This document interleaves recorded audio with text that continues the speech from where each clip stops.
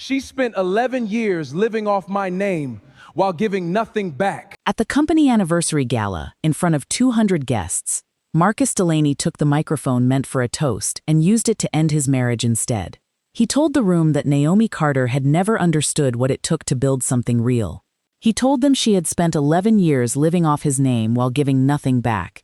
He said it with a smile, the kind that photographed well, the kind that made people laugh before they realized what they were laughing at. Naomi stood near the back of the ballroom in a plain navy dress, her phone glowing faintly in her hand with a message she had read only once. She did not raise her voice. She did not move toward the stage. She simply watched him enjoy himself and let the silence around her do what silence always did eventually. If you believe composure can be louder than any confrontation, stay until the end of this one. Before we dive deeper, let us know in the comments where you're watching from. We'd love to hear from you. And don't forget to hit that subscribe button so you never miss any of our upcoming videos. Naomi Carter had learned patience the way other people learned a language, slowly, deliberately, until it stopped feeling like something she was doing and started feeling like something she simply was. She was 34 years old, with warm brown skin that held the light even in dim rooms. Dark curls she wore natural and unhurried, and a steadiness in her eyes that made strangers assume she had lived a quiet life. She had not. She had simply learned when to speak and when to wait. And for the last 11 years of her marriage, she had been waiting. She met Marcus Delaney when she was 23, fresh out of a finance program she never finished using in any conventional sense. And he was 26, already convinced the world owed him something it had not yet delivered. He talked fast and dreamed loudly, the way ambitious men often do before they have anything to show for it. Naomi found that energy compelling at first. She mistook motion for direction. It would take years before she understood the difference. What Marcus never knew, because Naomi never told him, was that her mother's family carried a name that opened doors in rooms Marcus had only read about in business magazines. Naomi's grandfather, Elias Whitfield, had built a private investment firm across 4 decades that quietly held stakes in more companies than most people could name in one sitting.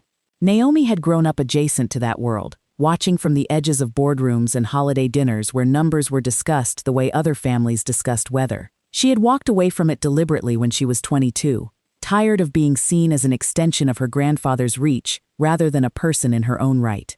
She wanted to be chosen for herself. She thought Marcus had chosen her for exactly that reason. Elias Whitfield had not been an easy man to grow up near, though he had never once raised his voice to Naomi in her entire childhood. His authority did not require volume. He built his firm in the 1970s out of a single rented office in Chicago, moving capital between overlooked companies with a patience that made competitors underestimate him until it was far too late to matter. By the time Naomi was born, Whitfield Capital held positions in manufacturing, logistics, healthcare infrastructure, and a growing slate of real estate developments across the Midwest and the South. He did not attend galas. He did not give interviews. He believed, as he told Naomi more than once, that a name spoken too often in public rooms eventually lost its weight in private ones. Naomi spent summers at his estate outside Chicago as a girl, sitting quietly in the corner of his study while men in dark suits came and went, careful never to speak unless spoken to, absorbing more than anyone realized simply by watching. Her grandfather rarely explained what was happening in those meetings. He believed understanding earned through observation held more value than understanding handed over freely. And Naomi, without ever being told this directly, had absorbed the same philosophy so completely that it would later define nearly every decision she made in her own marriage. "He's building something," she once told him about a boy she liked at 17, and Elias had studied her for a long moment before answering. "Building is not the same as knowing what you are building with," he said. It was the closest he ever came to giving her advice about men, and she would not fully understand it until she was 34 years old, standing in a ballroom watching Marcus humiliate her in front of people who would forget his name within a year. When Naomi left for college and later chose a life entirely outside her grandfather's world, Elias did not fight the decision, though he did not fully support it either. He simply adjusted, the way he adjusted to every variable that did not move in the direction he expected. Financial support that had once been assumed was quietly withdrawn. Invitations to holidays became less frequent, then formal, then rare. It was not punishment. It was recalibration. The same instinct that governed every decision he made in business applied without exception to his own family. Naomi understood this even as a young woman, and she accepted it, because she had inherited that same instinct more completely than either of them realized at the time. For the first several years, it seemed true enough. They lived modestly in a 2-bedroom apartment outside Atlanta, while Marcus worked his way up at a mid-sized logistics firm, and Naomi managed their finances with a precision she never advertised. She negotiated their lease down twice. She caught an overcharge on their insurance that saved them nearly $4,000 in a single year. She built spreadsheets Marcus never asked to see, and structured their savings in ways that would have impressed anyone who understood what they were looking at.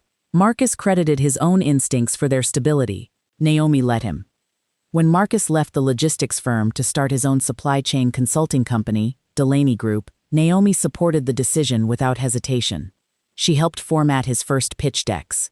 She sat beside him at 2 a.m. proofreading contracts he was too tired to catch errors in himself.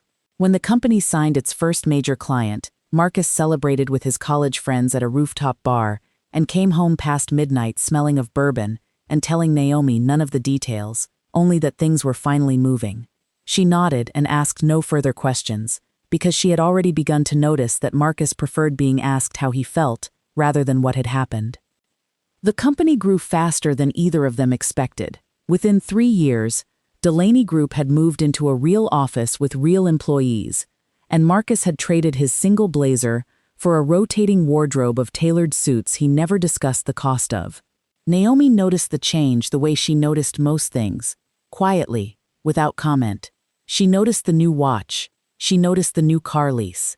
She noticed that Marcus had started referring to certain investors by first name only, the way people do when they want a conversation to feel more casual than it actually is.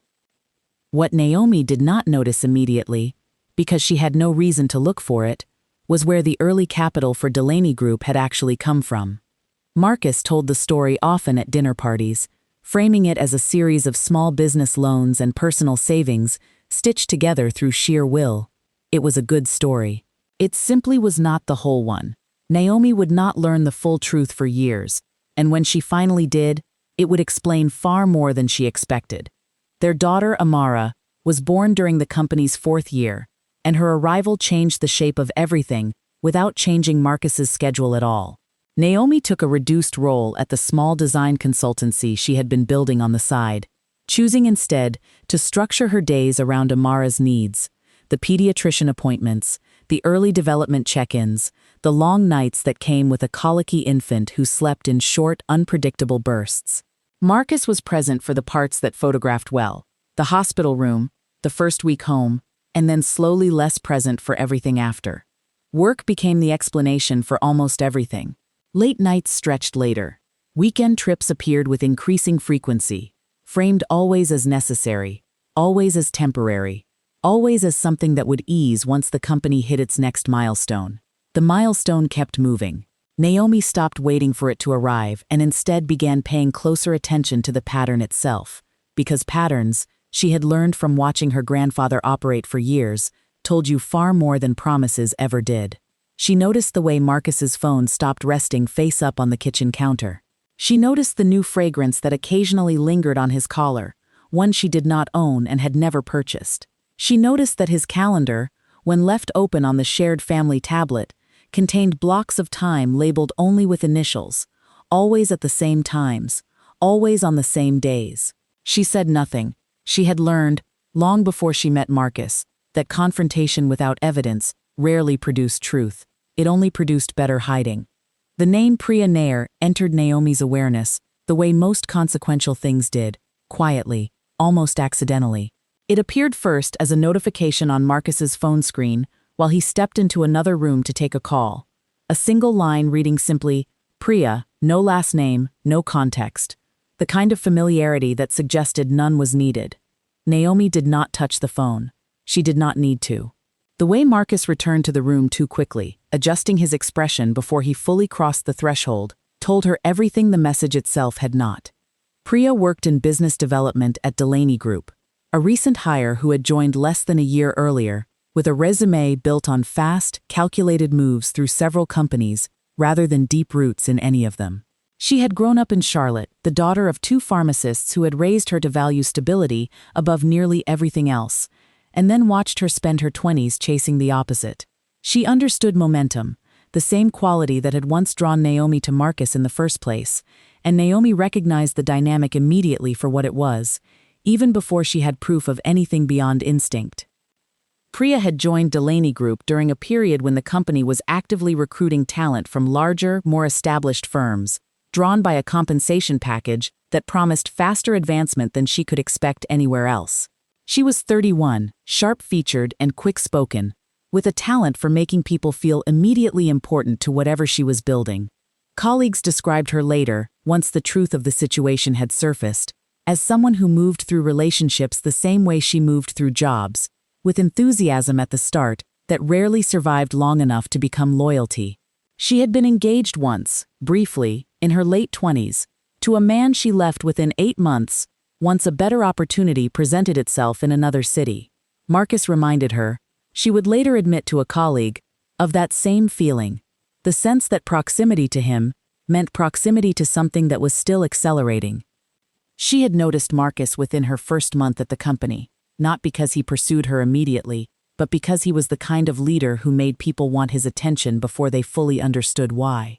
Their first real conversation happened over a delayed flight home from a client meeting in Charlotte, 4 hours in an airport lounge that Marcus would later describe to her, and eventually to no one at all once everything unraveled, as the moment he realized his marriage had already quietly ended long before he admitted it out loud. Priya listened to him that night the way Naomi once had, years earlier, mistaking his certainty for substance. She would not learn until much later how costly that mistake could become. Marcus began mentioning the business development team more frequently at dinner, though never Priya by name directly, always through the safety of a title or a pronoun. Projects requiring cross-departmental collaboration, deadlines that justified extended hours, a renewed energy in his voice that Naomi recognized instantly, because she remembered what it had sounded like when that energy had once been directed at her. The first time Naomi saw Priya in person was at the company's spring client dinner, an event Marcus had specifically asked her to attend, framing it as important for appearances. Naomi wore a simple charcoal dress and arranged for Amara to stay with her sister for the evening, a decision Marcus barely registered before turning back to his phone. The venue was polished and softly lit, the kind of room built to make success look effortless even when it was anything but. Naomi watched from a comfortable distance as Marcus moved through the room, shaking hands, accepting compliments, positioning himself carefully within every conversation. Priya stood near the center of the space, dressed with deliberate confidence, her posture angling toward Marcus even in moments when he was not directly beside her. When he finally approached her, the shift in his demeanor was immediate and unmistakable. A lean forward, a lowered voice, a smile sharpened into something more specific than the polite version he wore for clients. Naomi did not approach. She did not need to. At one point, Marcus glanced across the room and met her eyes, and for a fraction of a second something flickered across his face. Recognition, perhaps, or the faintest trace of guilt. It passed quickly, replaced by the same controlled confidence he carried into every room. He did not come over. That, too, was a decision, and Naomi noted it the way she noted everything now, without comment, without confrontation, simply filed away for later. In the weeks that followed, Marcus grew less careful. The distance he had maintained at the dinner began eroding, and he referenced Priya more openly, framing her contributions as impressive, her instincts as sharp, her presence at the company as increasingly essential. Naomi listened without reacting. She had already stopped expecting honesty from him directly. Instead, she began building a different kind of understanding, one constructed from patterns rather than confessions. She noticed the financial irregularities first, small transfers between accounts that did not correspond to any expense she recognized, structured in amounts just below the threshold that would typically draw attention.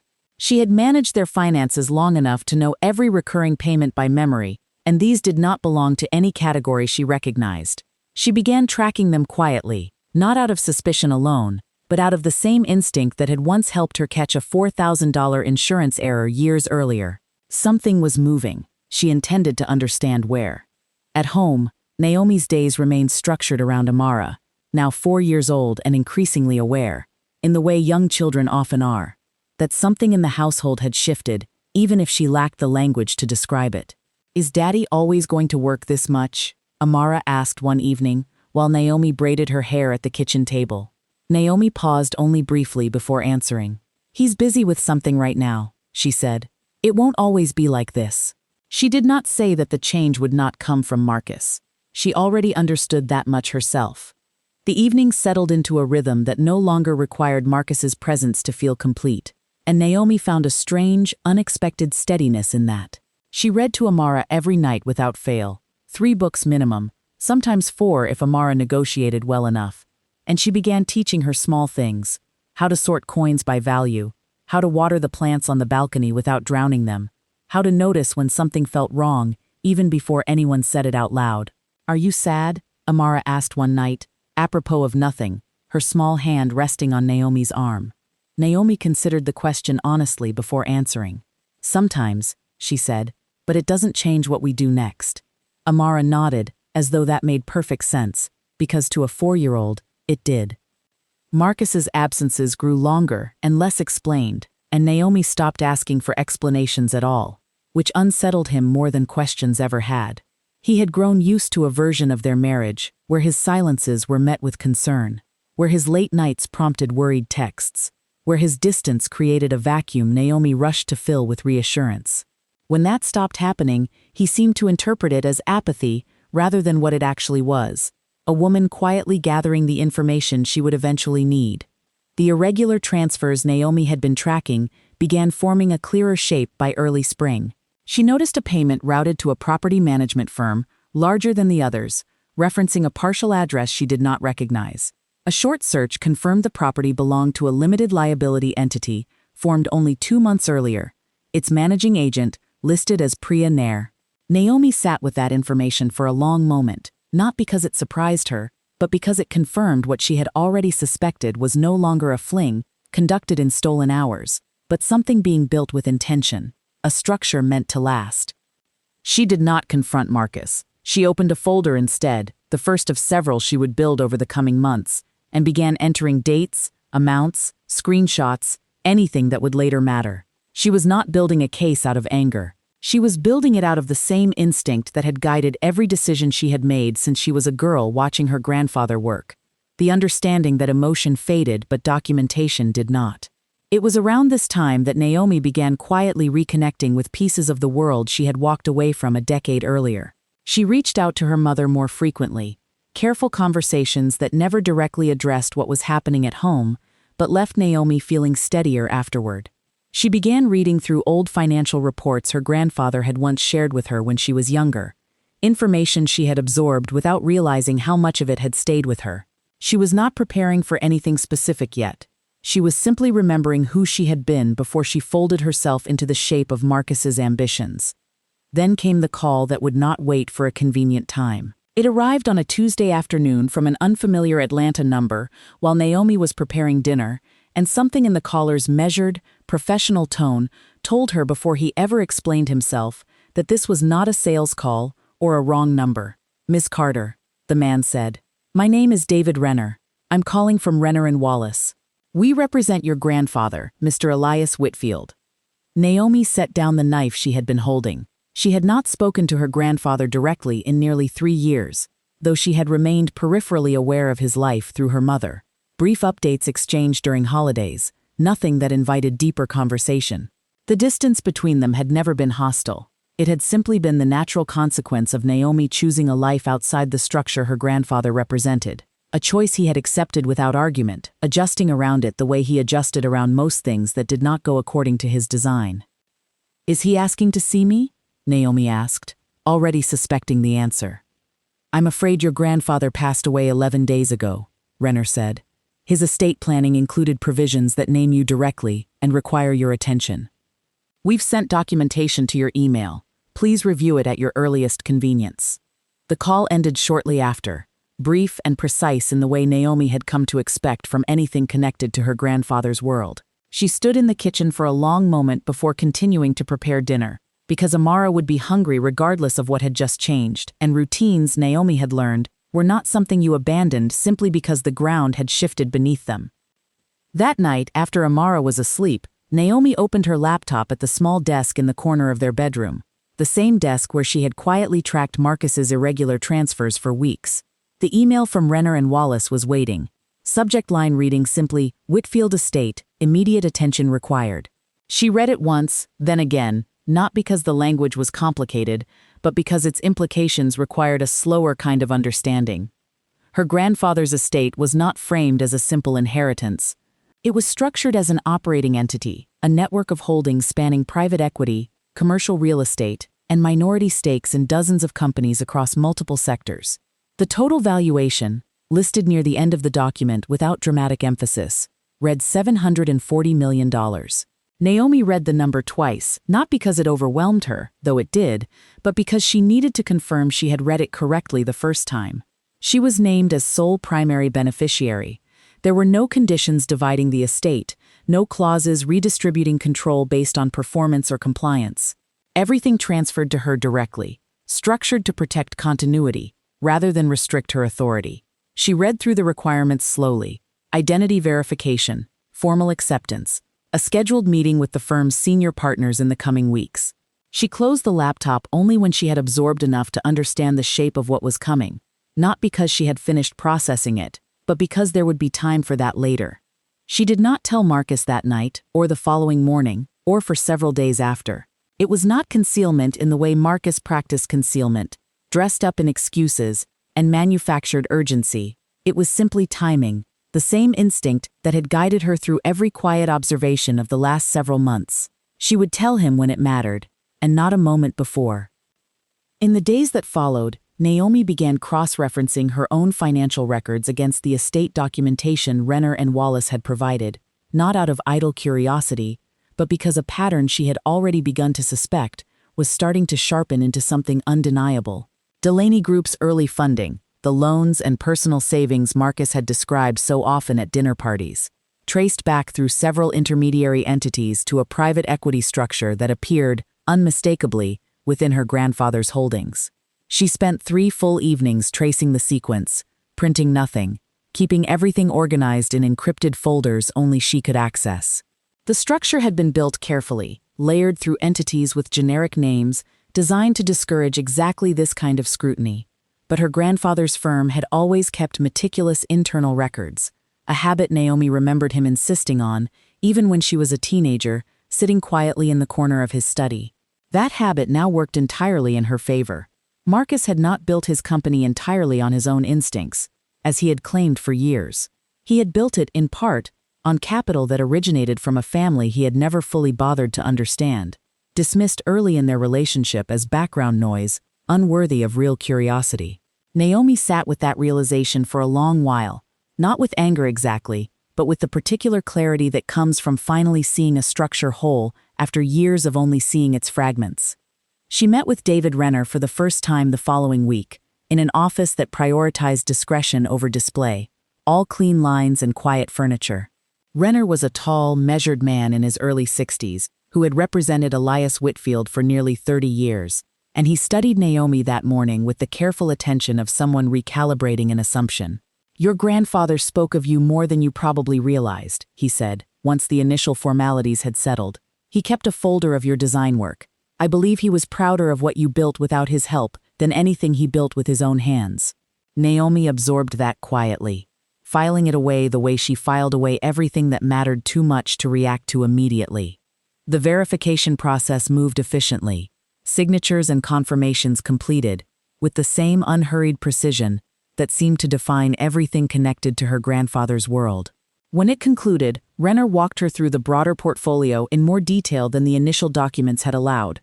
Private equity positions in 6 states, controlling stakes in 2 regional hospital networks, a real estate division that alone accounted for nearly $200 million in holdings.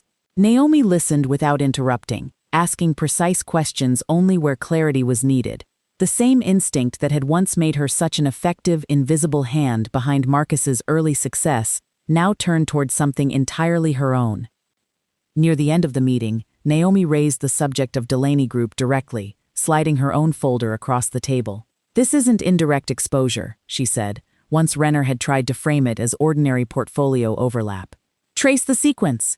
He did, and his expression shifted as the pattern became undeniable. Who currently controls this company? He asked, already suspecting the answer before she gave it. My husband, Naomi said. We are beginning divorce proceedings. I want a formal audit conducted through standard compliance channels. Nothing that suggests personal motivation, just the truth, wherever it leads. Renner did not ask her the obvious question, whether she wanted to protect Marcus given their history, or whether personal feeling might color how the review unfolded. He had represented her grandfather long enough to recognize the same temperament sitting across from him now. Someone who separated fact from feeling instinctively, the way other people separated recyclables from trash. We'll proceed exactly as you've outlined, he said instead. You'll have full visibility at every stage. Naomi thanked him and stood to leave, and it was only once she reached the elevator, alone, that she allowed herself a single, quiet breath. Not of relief exactly, but of recognition that the version of her life she had spent a decade minimizing was about to become the only version that mattered. The anniversary gala had been on the calendar for months, a milestone celebration marking a decade since Delaney Group's founding. Held in a downtown ballroom Marcus had spent weeks obsessing over the details of. Naomi agreed to attend without hesitation, though not for the reasons Marcus assumed. By the night of the event, she had already signed her formal acceptance of the estate, already scheduled her first full meeting with Renner and Wallace, already begun quietly aligning Delaney Group's funding history with the broader portfolio she now controlled, and already authorized the first stage of the audit, set to begin the following Monday. She wore a simple navy dress that evening, deliberately understated, and arrived slightly after the event had begun, slipping toward the back of the ballroom where she could observe without being immediately drawn into conversation. Marcus moved through the room with his usual polish, shaking hands, accepting congratulations, glowing under the kind of attention he had always seemed to need, more than he needed anything else. Priya stood near the stage for most of the evening, close enough to Marcus that even guests unfamiliar with the situation began to notice the pattern. When Marcus took the microphone for what was meant to be a brief toast honoring the company's growth, something in his posture shifted, a looseness that suggested he had already had more to drink than the moment called for, combined with a confidence that suggested he believed himself untouchable in that room. He thanked his team. He thanked his investors. And then, almost as an afterthought delivered with a practiced casualness, he thanked himself for surviving 11 years of a marriage that had, in his words, given him very little in return. The room went quiet in the particular way rooms do when something has crossed from awkward into something people will remember. Naomi did not move. She did not flush with embarrassment, or reach for her phone, or search the room for sympathetic faces. She simply watched him, the same way she had watched him at the spring dinner months earlier, cataloging rather than reacting, because reaction was exactly what he wanted, and exactly what she had no intention of providing. Marcus continued, emboldened by the silence he mistook for agreement, listing grievances that had clearly been rehearsed in his head long before that night, framing Naomi as someone who had coasted on his success, rather than someone who had quietly enabled every stage of it. Guests exchanged uncomfortable glances. A few laughed, uncertain whether laughter was the appropriate response. Priya, standing near the edge of the stage, did not laugh. Her expression suggested she understood, even in that moment, that something about the dynamic in the room had shifted beyond what she had anticipated. Naomi's phone glowed faintly in her hand. A message from Renner and Wallace confirming the final transfer of estate oversight had been completed that afternoon, timed with a precision she had not orchestrated but recognized immediately as fitting. She read it once, then lowered the phone, and for the first time that evening allowed herself the faintest, unreadable expression. Not anger, not hurt, something closer to recognition of how completely Marcus had misjudged the moment he had chosen. When he finally stepped down from the stage, several guests approached Naomi with the particular sympathy people offer when they do not know what else to say. She thanked them politely and excused herself early, driving home in a silence that felt less like devastation and more like clarity settling fully into place. Marcus did not come home that night. He sent a single text near midnight, brief and unapologetic, stating only that he needed space to think. Naomi did not respond. She placed the phone on the nightstand, checked on Amara sleeping peacefully down the hall, and returned to her desk one final time that night, not to grieve what had just happened in that ballroom, but to finish organizing the documentation she would need for the meeting already scheduled 3 days later, the one that would determine, with far more permanence than any toast ever could, exactly how the next chapter of Delaney Group would unfold. The audit began quietly the following Monday, framed to Delaney Group as a routine review triggered by the recent transition in ownership of one of its major funding entities. Marcus received the notification with mild irritation rather than concern, forwarding it to his finance team with a brief instruction to handle it promptly. He had no reason yet to suspect the request originated from anywhere close to home.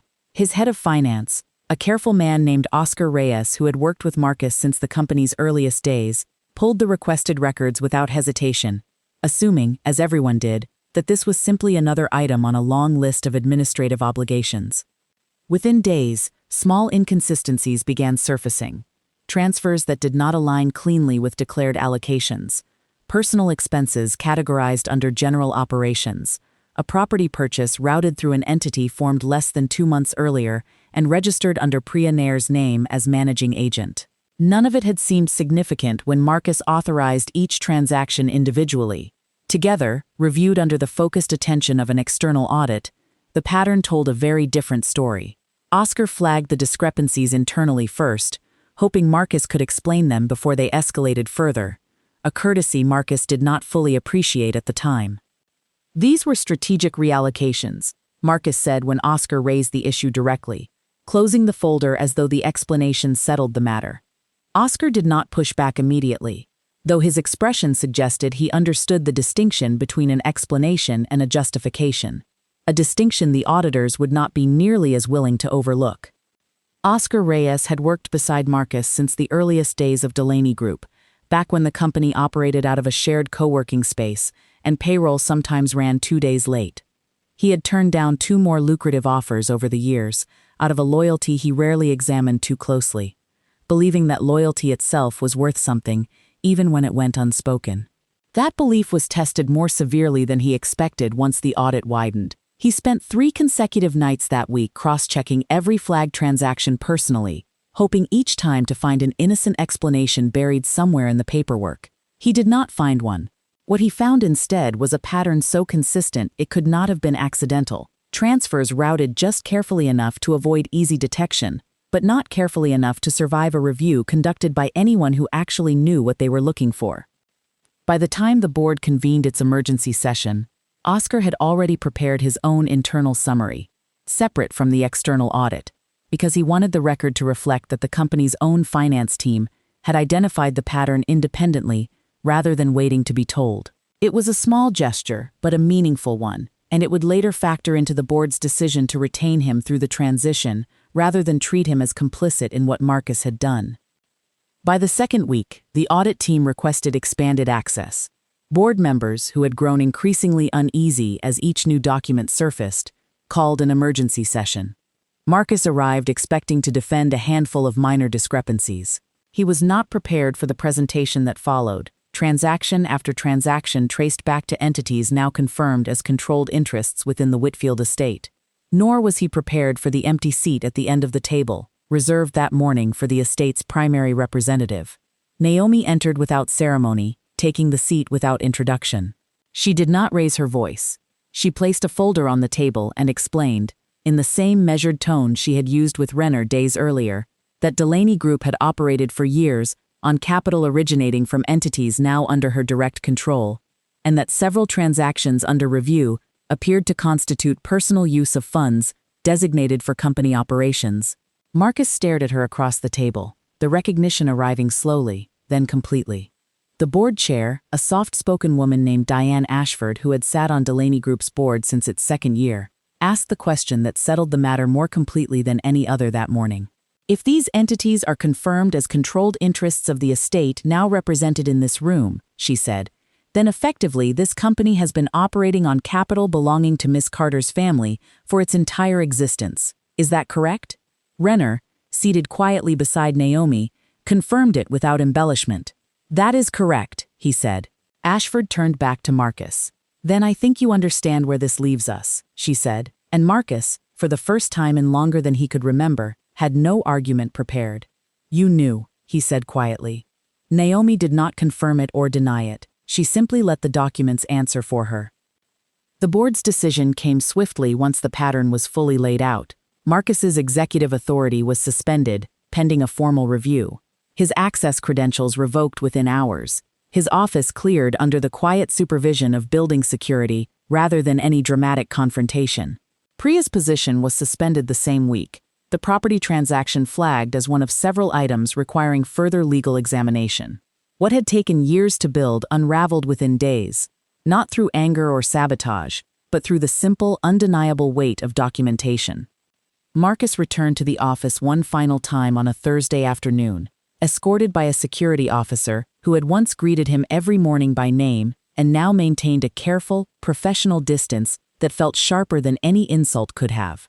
He packed his belongings into 2 cardboard boxes, a framed photo of Amara as an infant, a set of pens a client had once given him, a small stack of awards that suddenly felt like they belonged to a different man entirely. Employees he passed in the hallway offered quiet, uncertain nods, unsure whether sympathy or distance was the appropriate response, and Marcus found he had no interest in making the decision easier for them. Oscar walked him to the elevator without being asked to, the closest thing to a gesture of loyalty he could offer within the boundaries of what was now expected of him. "I'm sorry it went this way," Oscar said, and he meant it, even knowing what he now knew. Marcus nodded once, unable to find words that matched the moment, and stepped into the elevator alone.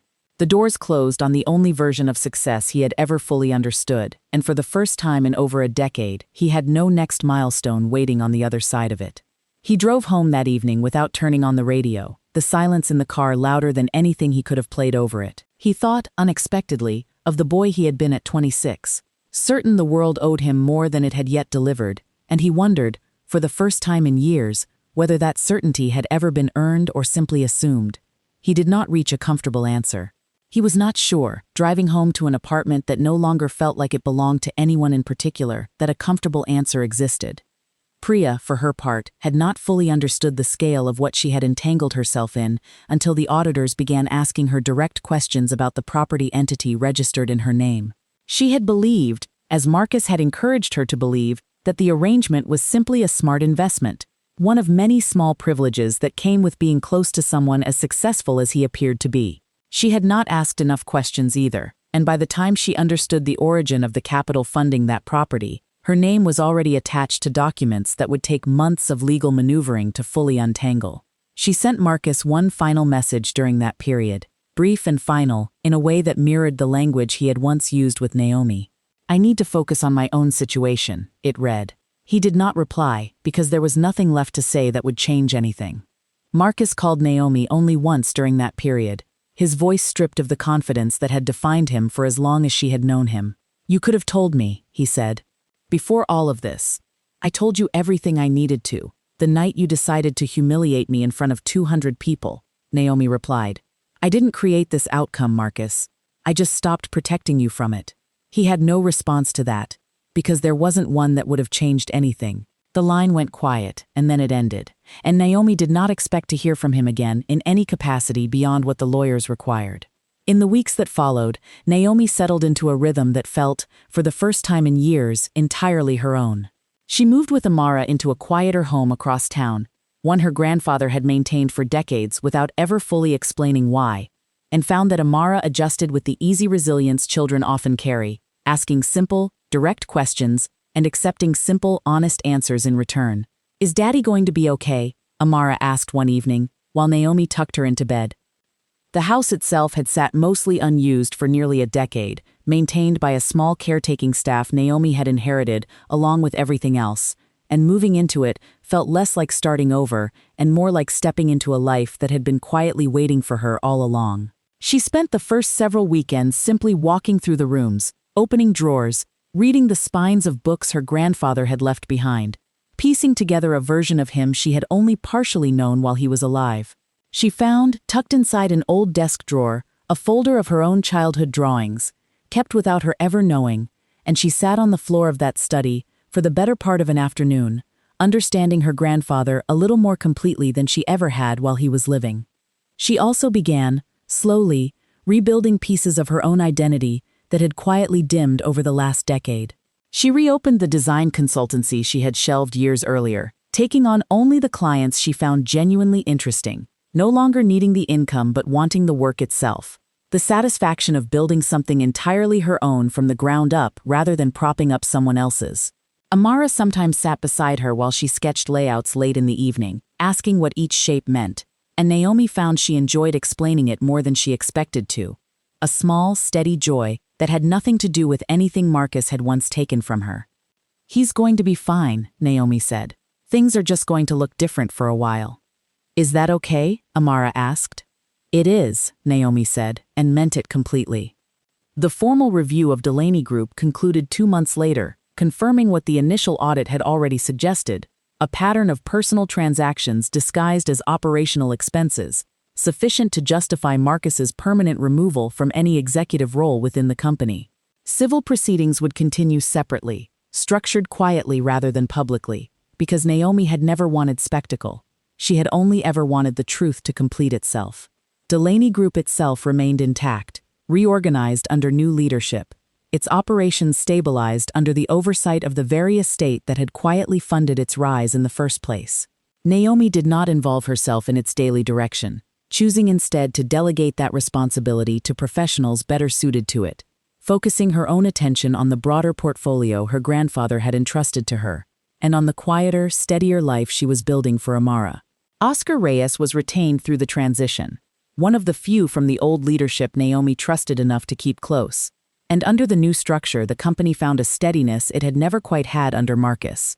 Growth without the constant undercurrent of risk his instincts had always carried with them. Naomi spent the following year learning the full shape of what she had inherited, not in a hurried way, but with the same patient attentiveness she had once applied to watching Marcus's calendar, to tracking irregular transfers, to noticing the things other people missed. She met quarterly with Renner and Wallace, reviewed each holding personally rather than delegating blindly, and slowly began shaping the portfolio into something that reflected her own values rather than simply preserving her grandfather's exactly as he had left it. She redirected a portion of the estate toward a scholarship fund for young women entering finance, a decision she made without consulting anyone, because it was hers to make.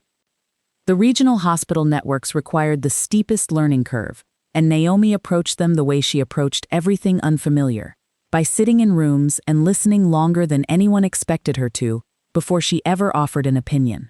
She toured 3 facilities personally in her first 6 months as controlling owner, walking hallways her grandfather had funded without ever setting foot in them himself, speaking with administrators and nursing staff who had no idea, until introductions were made, that the quiet woman asking careful questions about staffing ratios controlled the entity that determined their budgets.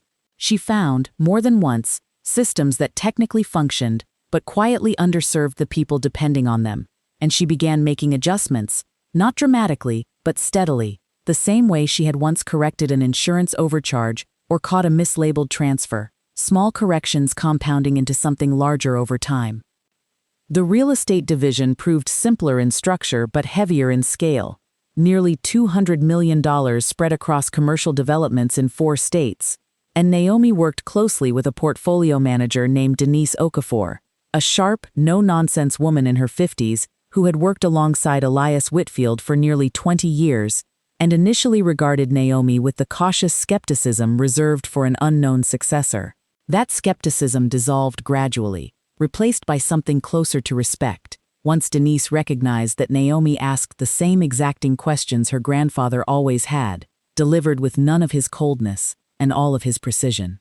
"Your grandfather would have liked watching you do this," Denise told her once, nearly a year into the transition, and Naomi held on to that sentence longer than she expected to. Amara grew steadier as the months passed, the uncertainty of that first difficult season softening into something closer to normal. She started kindergarten that fall, and Naomi walked her to the door on the first day the way she had promised she would, watching her disappear into a classroom full of other small, uncertain faces, feeling something settle in her chest that she recognized, eventually, as peace. Marcus saw Amara on a structured schedule negotiated carefully through lawyers, present in her life but no longer central to Naomi's, a distinction Naomi maintained without bitterness, because Amara deserved a relationship with her father that had nothing to do with what had happened between the adults around her. Naomi thought of Marcus occasionally, not with bitterness, but with the particular clarity that comes from finally understanding someone completely, including the parts they never intended to reveal. He had believed, for 11 years, that he had built everything himself, that his success belonged entirely to his own instincts and effort. He had never asked the right questions about where his foundation actually came from, and by the time he understood the answer, the structure beneath him had already shifted beyond anything he could reclaim. Naomi did not need an apology from him, and she did not expect one. What she had instead was something steadier, a life reorganized around truth rather than performance. A daughter growing up in a home built on honesty rather than image, and a quiet, complete understanding that she had never needed to raise her voice to be heard. She had simply needed to wait for the moment when silence stopped being a shield and became, instead, the clearest kind of answer there was. 2 years after the gala, Naomi stood in the same downtown skyline that had once defined Marcus's version of success, though the building she now entered belonged to her, purchased quietly the previous winter as the new headquarters for the scholarship foundation she had built from a portion of her grandfather's estate. She had named it without ceremony the Whitfield and Carter Fund, a small but deliberate acknowledgement that she had built this next chapter from 2 names rather than one, her grandfather's foundation and her own steady hands. The fund had already placed 31 young women into finance and business programs across the Southeast, each of them chosen not for polish, but for the same quiet persistence Naomi recognized in herself. Marcus, by then, had resurfaced in a smaller consulting role at a firm 2 tiers below where Delaney Group had once positioned him, his name attached to projects that generated no headlines and required no toasts. Naomi heard about it only secondhand, through a mutual acquaintance who mentioned it in passing, and she found she felt nothing sharp when the name came up anymore, only a distant, settled kind of closure, the sense of a chapter that had fully finished, rather than one still waiting to be resolved. Priya, she later learned, had left Atlanta entirely, relocating to Nashville to start over somewhere the story did not follow her as closely. Amara turned 7 that spring, sharp and curious in ways that reminded Naomi more of her own grandfather than she expected, asking pointed questions about how businesses worked, why some people got to make decisions and others did not, why fairness sometimes took a long time to arrive. Naomi answered every question honestly, scaled to what a 7-year-old could hold, because she had promised herself early on that Amara would never grow up piecing together a version of her family's story from things overheard rather than things explained. On a quiet Sunday that spring, Amara asked her directly, sitting cross-legged on the kitchen floor, while Naomi prepared dinner. "Were you scared?" she asked, when everything was happening with Daddy. Naomi considered the question the way she considered most things, honestly and without rush. "A little," she admitted, "but being scared didn't mean I didn't know what to do. Sometimes those are 2 different things." Amara nodded slowly, filing the answer away the way children do, and Naomi recognized in that small gesture a shape she knew intimately, a girl learning to watch quietly before she ever needed to speak. By the time Amara turned 10, the house that had once felt like it was quietly waiting for Naomi had become fully, unmistakably theirs, filled with the ordinary evidence of a life built rather than inherited. School projects taped to the refrigerator, a dog they had adopted from a shelter the previous spring, a study that no longer belonged only to the memory of Elias Whitfield but to Naomi as well, her own notes now layered over his old files. Amara had grown tall and observant, spending weekends shadowing Naomi during portfolio reviews when she asked to, absorbing the language of holdings and structures the same unhurried way Naomi once had, sitting quietly in the corner of a room, watching before she ever spoke. Marcus remained a distant, steady presence in Amara's life by then. Their relationship settled into something calmer than either of them had expected in the immediate aftermath of everything that happened. He had rebuilt slowly, without the shine of his earlier ambition, working a smaller, quieter career that no longer required him to perform success for a room. He and Naomi spoke only when necessary, brief and civil, 2 people who had once shared a decade of their lives and now shared only the careful, ongoing project of raising their daughter well. Neither of them mentioned the gala anymore. It had become, for both of them, simply the moment everything after it had grown from. Naomi never remarried, though she was not opposed to the idea in any dramatic way, simply unhurried about it, the same way she had once been unhurried about everything that eventually mattered. She built a life that did not require anyone else's permission to feel complete, a daughter who trusted her fully, a portfolio that reflected her own careful values, a name that had once belonged only to her grandfather and now, quietly, belonged just as much to her. Some endings do not arrive with confrontation. They arrive quietly, shaped by decisions made long before anyone else understands their direction. Naomi Carter never needed to prove anything out loud. She observed. She waited, and when the moment came, she let the truth complete itself. If you've stayed with this story until the end, you understand how much power silence can hold. If this story moved you, give it a like and subscribe to the channel so you never miss the next one. There are always more stories waiting to be told.